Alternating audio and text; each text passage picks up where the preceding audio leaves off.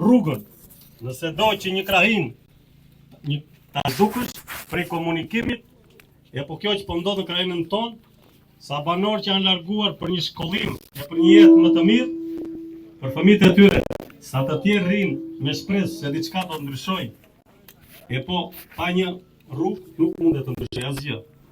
Jemi përpjekur në mundësitë tona, kemi ngritur e kemi pritur, por edhe pritja ka një kufi.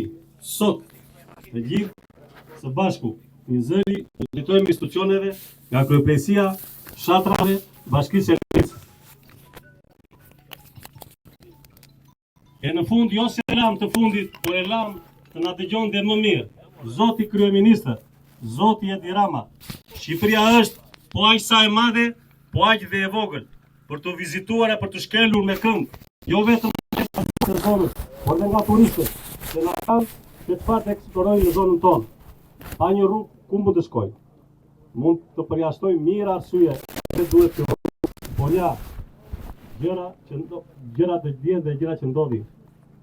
Se në fund të fundit, rruga është